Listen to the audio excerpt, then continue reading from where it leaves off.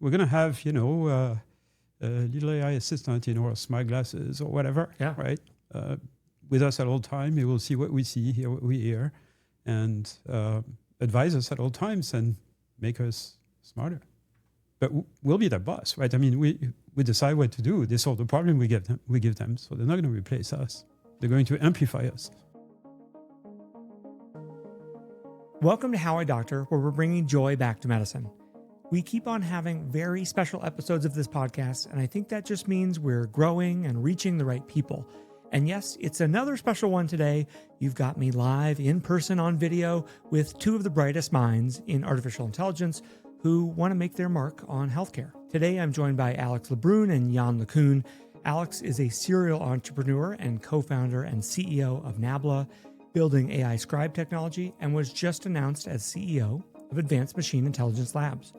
This new company, founded by Yann, plans to build a successor to large language models, something called world models that we'll get into as the next phase of artificial intelligence.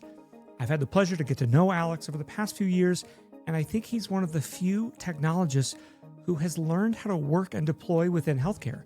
He uses his tech background to build with speed while still being able to decelerate rapidly to the pace of change we are comfortable with in healthcare. My second guest needs no introduction if you follow AI or technology, and is an absolute rock star in my book, Yann LeCun. Professor LeCun is the ACM Turing Award laureate, that's the Oscars of computer science, the Jacob T. Schwartz Professor of Computer Science at NYU, the former Chief AI Scientist at Meta, and now the Executive Chairman founding Advanced Machine Intelligence Labs. I've followed Yann's work for years, so it's so exciting to get to sit down with him today. And if you haven't checked it out, his homepage at yann.lecun.com will scratch an itch for an earlier version of the World Wide Web because it's straight out of 1999 GeoCities. Today, I'm hoping they can teach us about the concept of world models instead of large language models for artificial intelligence, and how we can apply the concept in healthcare where they hope to have a major impact. Alex, Yann, welcome to How I Doctor. What is a world model, and how is it maybe different from what people are now used to as AI, like a large language model? So think about how you act in the world. When you're facing a new situation, you want to do a task that you're not completely familiar with. You use your mind to essentially imagine what the result or the consequences of your actions are going to be. You can figure out a sequence of actions to arrive at a particular goal, whether you're building something or just any task that you're accomplishing, really. That's the idea of a world model. The world model is a model or a computer program or something like that, given some idea of the state of the world at time t and an action that you imagine taking, will predict the state of the world at time t plus 1, resulting from this action. So that's very different from what kind of the current crop of agentic systems, if you want, will do. The current way agentic systems are trained, they're like LLMs. They just, predict one token after the other, tokens being actions, right? They have to produce an action blindly, and then just kind of you cross your finger that this action is correct.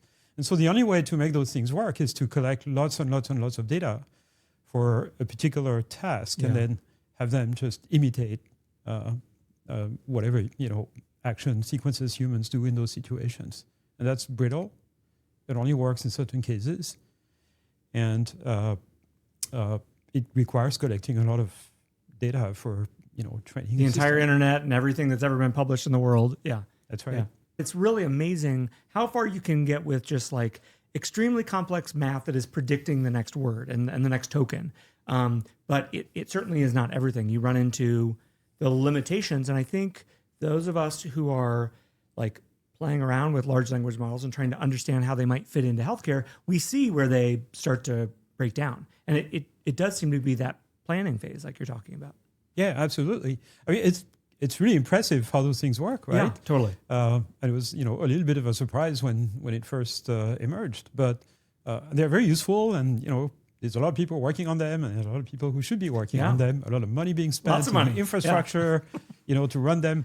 That's fine, but they have some limitations, and you have to really be conscious of them, and they're particularly acute in healthcare or any kind of situation where reliability is really paramount. Yeah, Alex, you're a computer scientist as well. What do you think the implications are of world models? Why are you guys so convinced that this will be kind of the next big thing in artificial intelligence and automation technology? I think, as Yann described, LLMs are designed to process tokenized data, so anything with token, so discrete data with low dimension. And we know this is not how the world is working. And babies, you often use this example, Yann, but babies as young as 8-9 months old already have a very good model of the world. So if you launch a ball in the air, sorry, I'm stealing all your, but you launch a ball and then the ball somehow gets stuck in the air. Before 5 or 6 months old, babies are not surprised. It is amazing that like the human brain, just with observation over time, starts to build these neuron patterns and understand these things. It builds a model of the world and then uses this model to make predictions and planning. And we know, and all that can be done by animals without any notion of language or also we know that LLMs are like a shortcut focused on language that is very useful in many use cases, but it's just one side of how our brain works. It's just one part, small part of the brain, and we feel that to unlock new, further use cases with AI, we need to be looking for something else, something different from LLMs. Yann, you've said that language is kind of the easy thing. The physical world is much harder. I'll give you guys what I think is maybe a translation into healthcare. We have this thing called sick or not sick, right? And sick translates to, often critically ill, something is dangerously very wrong with this human in front of me. And the interesting thing is we often describe that as coming from our gut. We say it's the gestalt. Gen Z might call it the vibes are off, right? But there is a sense that I can, through years of training, I can look at a human being from across the room that has entered my ER and say, whoa, there's something bad here. Something is very dangerously wrong. I need to take action immediately. Is that kind of what you guys are trying to get at, is understanding the physical world because language has limitations that we struggle to put into words? Absolutely. Yeah. If it were the case that you could, learn how the world works purely from language, you could learn medicine by just reading books. Yeah. And you can't, right? I mean, you have to do residency. No. Yeah. You have to put your hand on the belly of a patient that, 1,000 times to find the few that are abnormal. Yes, absolutely. And to figure out if they have appendicitis or something, and they resist and all that stuff, right? So there's a lot more to the world than textual description of it, and nothing replaces kind of first-hand experience. So that there's this sort of a pair of numbers that I cite very often, which is when you collect like all the text that is available on the internet publicly, it's about 30 trillion words. Give or take a trillion. 20, yeah, sure. 20 trillion words maybe, which translates into 30 trillion tokens, something of that order, right? The token is about 3 bytes. Because there's only a finite number of them. So that's about 10 to the 14 bytes, right? The one with 14 zeros. It would take any of us like 500,000 years to read through this. Enormous amounts of data and knowledge, right? Factual knowledge. But that's about the amount of data that a 4-year-old has seen through vision in 4 years of life. 4 years of life, psychologists tell us, is about 16,000 hours of wake hours. And we have 2 optic nerves with 1 million fibers each, carrying about 1 byte per second each. So it's about 2 megabytes per second going to the visual cortex every second. Do the math, and it's about 10 to the 14 bytes in 4 years. So there's just way more information in the real world in sensor inputs than there is in text. I mean, is that the idea of how these world models get trained, built, is it video? Is it all sorts of data that's not necessarily text-based? Well, so you have two types of world models. If you are in a discrete world, like, I don't know, computer code or something like that, or some, kind of toy situation of some kind. You can have a description of the state of the world, a description of an action, and predict the next state of the world, right? For the real world, though, it becomes really complicated because if you try to take a video, then turn it into discrete tokens, which is a very stupid thing to do, but you might try it, and then try to use prediction to predict what's going to happen in the video, it simply doesn't work very well. Because the real world is high-dimensional, continuous, noisy, messy, complicated. Very messy, very complicated. Right. Yeah. And so the generative approaches that work so well for language really don't work for video or for any kind of sensor input. It could be medical tests or whatever. How long do you think you guys will take until you have something that's ready to show somebody like me? Yeah, so it's important to note that it's still at a research phase. Yeah. In order to get like off-the-shelf, like universal world models that will be trained like as close as possible as a human, will take many years, 3, 4, 5, maybe more years. And this is the goal, to have such an off-the-shelf model. But on the way, building this model, we will start to work on specific use cases with partners, industrial partners, in order to apply the world model vision to like more like narrow problems and use cases. And we think we can get results on these specific use cases before, earlier than 4 years, so maybe a year or two. Yeah, I've thought of the large language models as kind of, if you think of a restaurant, like kind of the front of the house, there may be the interaction with the patient. Maybe they're helping ask the patient questions. They're summarizing information. They're helping the doctor to think. And then there's a whole other part of medicine that happens when I go to a place in my brain where I'm thinking, okay, what could be going on with this person? And I'm running through it in my head. Like I literally I stare off into space and I think about the problem of my patient in front of me and my plan and everything like that. And that I don't know how much a large language model is the solution versus maybe it's a world model, maybe it's something else as well. Well, you're running your patient model, right? Absolutely. I mean, that's where I go. Yes. And so, if you can have a system that has such a kind of mental model of a patient, you could imagine using the system to predict what is going to be the effect of a course of treatment, right?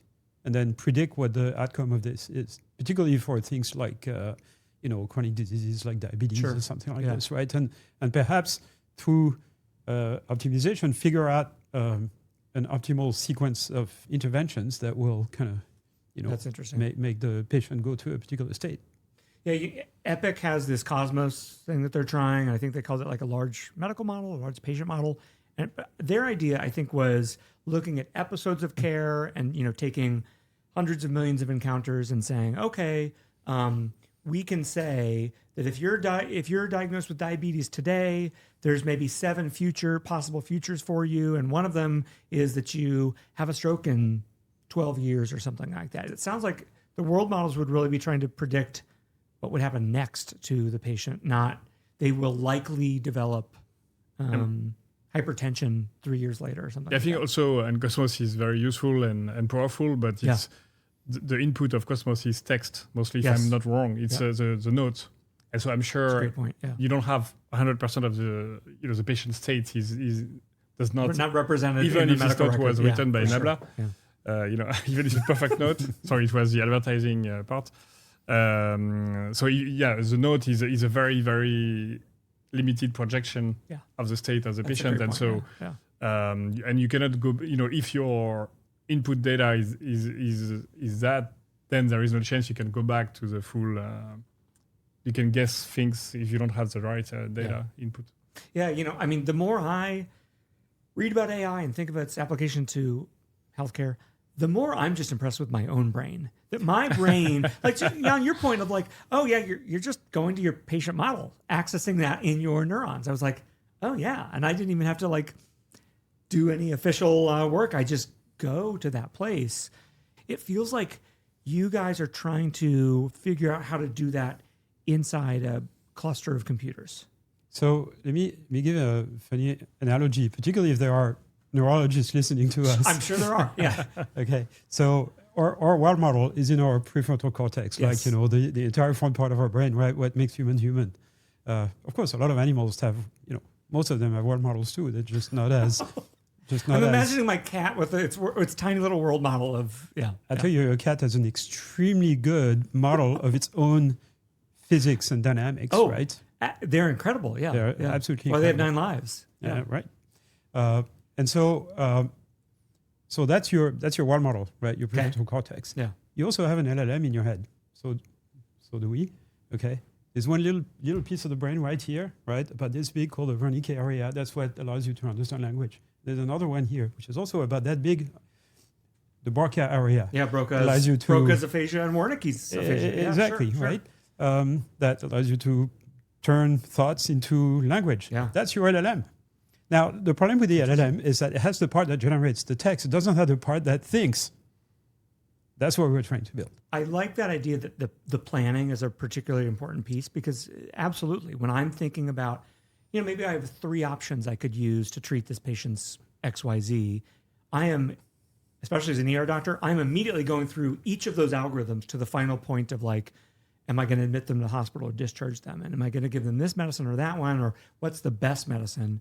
That's the chain of thought trick, Yeah. right? The way we do reasoning as humans, or at least one way you should do this, is that we search for, like we imagine, Yes. like, in the case of your patient, right? You're in the ER, you have to make a decision pretty quick.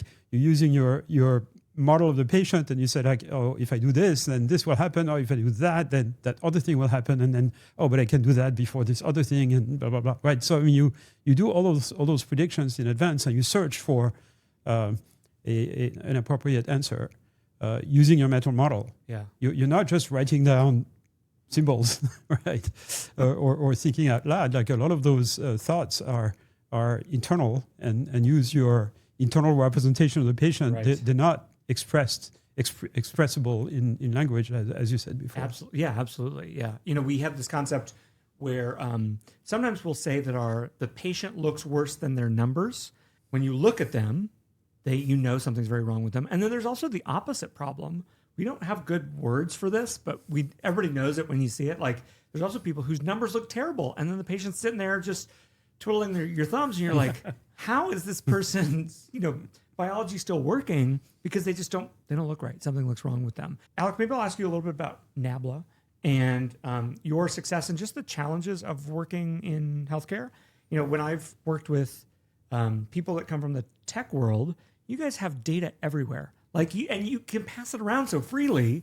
Versus in healthcare, we have, of course, rules for really good privacy reasons. What have you found, like, joining the healthcare community party about getting tools in the hands of frontline healthcare workers? It's a different challenge than I would imagine, like, what it's like at Meta or any other company.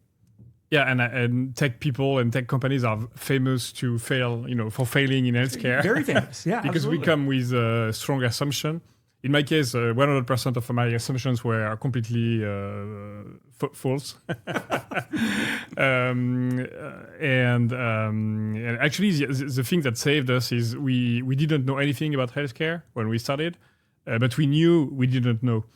And so we decided to start our own clinic at the beginning of Nabla, in order to be the first users of our AI. So to have our own physicians, our own patients, and we can observe every day. We spend 10 hours a day with every physician, and then this is how we started to understand. And this is how I discovered everything I thought was not true.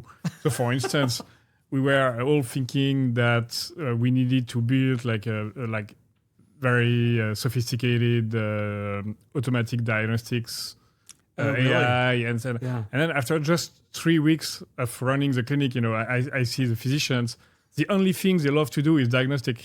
And I would have come to them and say, hey, I built an AI that is better than you. It's the one thing you like to do in your job.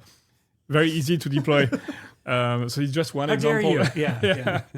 Yeah. Also, something else we learned early on is that when we train an AI model it's easy to go to 70-80% of accuracy.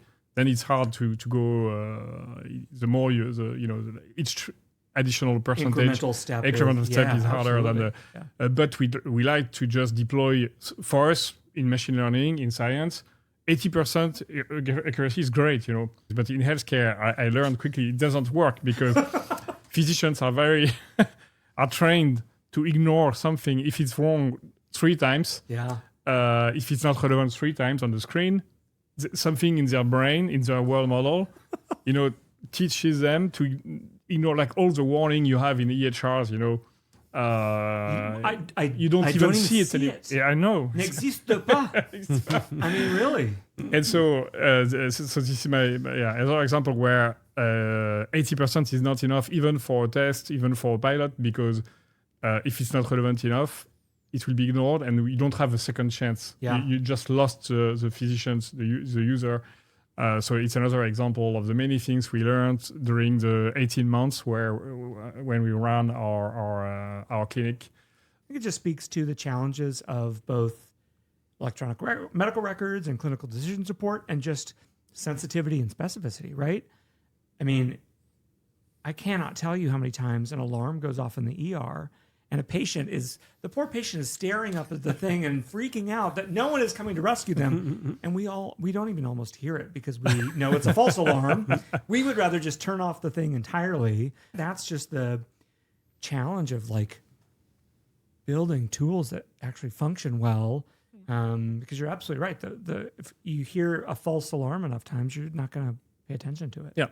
Something else we learned is the product has to be very, very, very easy to use and should be usable. Usability is, you have just a few minutes to demonstrate the value it will bring to the physicians. You don't have time or energy to invest more without having first indication of the reward you will get from the tool. Maybe I'll ask you guys both. OpenAI, Anthropic just both released their version of healthcare tools. Do you guys think that 1 to 5 years down the line, will LLMs have a big impact, or do you think we fundamentally will see LLMs for what they're worth, use them when they're valuable, and then when we think there's less value, we'll move to another type of model, like maybe like what you guys are building? Well, I think there's a number of different uses of this type. One of them is just for people to get kind of a quick informal advice, which they may or may not trust, which is a lot easier than getting in touch with your doctor. Preach! I can't disagree with you, Yann. Yeah. In fact, I have a friend, a former colleague, Mustafa Cissé. He used to be a colleague of ours at FAIR. He's from Senegal. He went back to Senegal and created a startup there, a company called Cara Health. And so he basically fine-tuned an LLM to provide medical advice in all of the local languages that people speak. Wow. And, relatively straightforward, super useful. Yeah. And in fact, he finds that even people who can see doctor talk to those LLMs. So I mean, certainly in developing countries, there's like huge applications of that will help people a lot. But also in developed countries, just as a way of disseminating information and knowledge. Yeah. Well, and I think the health literacy, I don't know about French people, but for Americans, I think has gone down. I don't think the number of times I'm showing somebody how to manage a nosebleed, or that it's okay to take Tylenol and Motrin together, or to use these medicines when you have the sore throat or the flu or something like that. What do you guys think it is that we are finally seeing a ton of attention and interest in trying to bring in more technology to the healthcare space? So I think the recent tools we've built with AI for physicians finally addressed a real pain point of physicians, and not a fancy problem that engineers like, as I said before. And maybe it was the first time. So and by the way, the idea I'm talking about AI documentation and ambient AI. Scribing, as you say, but I hate this word. I know, you guys all hate Scribe. I'm sorry. The idea to do scribing has been around for almost 20 years. Yeah. We had human scribes. Yeah. Right? We had sometimes it was like a pre-med student, and we would pay them, and they would just walk around and write down what I asked and what the patient said. And now we've got an AI alternative. Yeah. And finally, with large language model, the right technology was there, and we finally could deliver on this promise and solve this problem. And I think maybe for the first time, this technology addressed the physician's needs, the actual need, and not I think you're right. the administration needs or the CFO need. That said, the biggest use of AI in medicine is imaging. Yeah. So, for understanding, analyzing images, and for MRI to accelerate the process of collecting the data. So you don't have to, you can get a full body MRI in 40 minutes now for $500. Yeah. Right? It's pretty amazing. Yeah. It's actually the result of a project that I first discussed with Dan Solikson at NYU in the radiology department at NYU. Wow. And we said, could we kind of maybe use AI to, improve the quality of MRI and maybe reduce the time it takes? And that just snowballed. Then a bunch of people in the radiology department at NYU and at FAIR, at Meta, the research lab, started working together. Meta had no interest in healthcare application whatsoever, but that project was really cool and ended up being published, open sourced, and everything. And now there's basically a version of it in every MRI machine on the market. Let me maybe ask you guys in our last 10 minutes or so, kind of just about vision and the future. Alex, you said you're not going to get rid of my job. Thank you. The thing I always say is there's so much work to do in healthcare that I think we will all be happy to have some of our job replaced. Like if world models, if your new company takes off and works in healthcare, who are the winners and who are the losers? So I think the right picture is, and this is maybe a little difficult to kind of imagine for a physician, but the picture. Oh no. the picture is like you are. Let's say you are a professor in a university, and you have your entire lab. You have PhD students and postdocs, right? They're smarter than you. Usually, that's right. That's what you. I mean, want the to whole do. point is what you want, right? Hire people who are smarter than you. That's right. And so when you say something stupid, hopefully they'll tell you, and they'll correct you. So you have a staff of people who are smarter than you that work for you, right? And that's going to be our relationship with our AI assistants in the future. We're going to have, a little AI assistant in our smart glasses or whatever, right? With us at all time, you will see what we see, hear what we hear, and advise us at all times and make us smarter. But we'll be their boss, right? I mean, we decide what to do. They solve the problem we give them. So they're not going to replace us. They're going to amplify us. That's amazing. I mean, I'm hopeful that and I think we're starting to see with AI documentation that physicians are able to go back to the bedside, spend more time as interpreters, translators, healers. I mean, be an amazing system if we could get back to that. What part of being a physician do you guys think maybe disappears first or starts to fade away first? We've talked about documentation a bit. Do you have a sense you guys might focus more on diagnostics, management, prognosis? Is there one that is easier for world models or more strategic? One that would be, I think, easy, not easy, but shorter term. Yeah, fair. One that would be shorter term is medical coding, where this is something that looks simple as long as you text, and when you try to do it, and then you realize, and even with LLMs today, coding just work. Basically looking at in the past for similar cases, and then you apply the same code, but it's not the right way to do coding, and that you want some kind of reasoning using explicit guidelines. So it's a mix of reasoning over guidelines, but also experience in the past. And current technology is really bad at that. And I think this explains why nobody has managed to do 100% accurate coding, and nobody in the world like to do coding. I think it's If you certainly find not one physician, yeah. And if anyone, I mean, I think that's probably the other way you guys, win hearts and minds. You say you could take away by coding and the 9-page, document I have to fill out. Yeah, I would love all that. Yeah, and on top of that, if you are cautious and you don't code, you miss revenues, and if you are too aggressive and upcode, then you may have consequences. So on top of the burden to do coding, you actually have some risks. I mean, that is the fundamental tension that I think physicians feel is, at least in the United States, many of us are employed by a large health system. That health system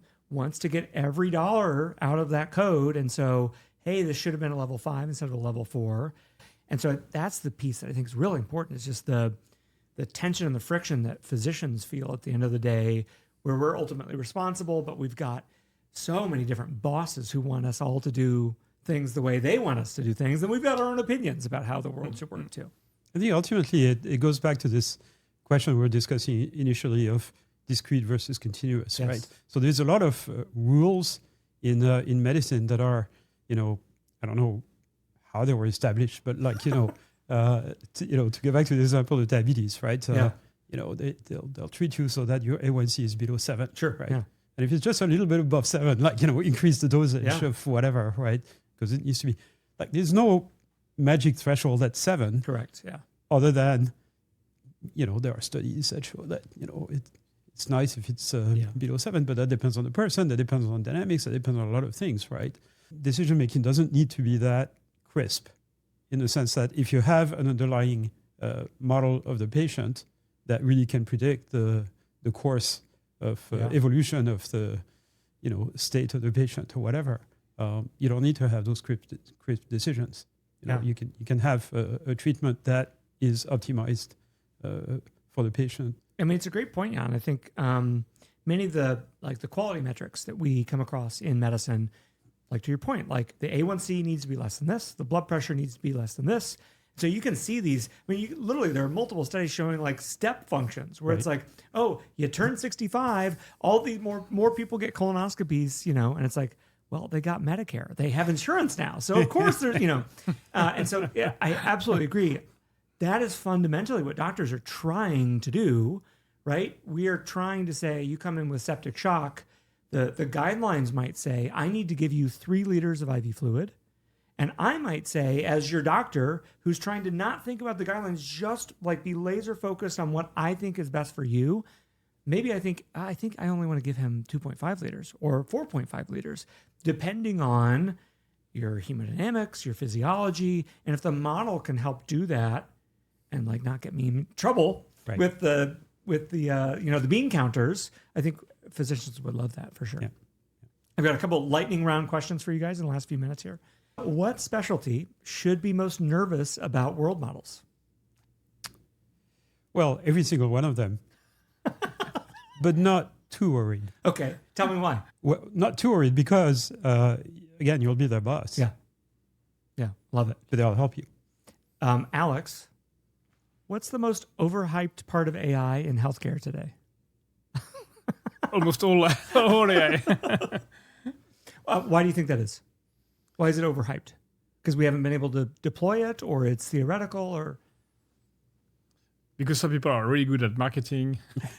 Yeah. And there is a lot of money in healthcare. So all the ingredients are there to get, overhype of almost every aspect of AI. Last question, guys. Nabla built a clinic.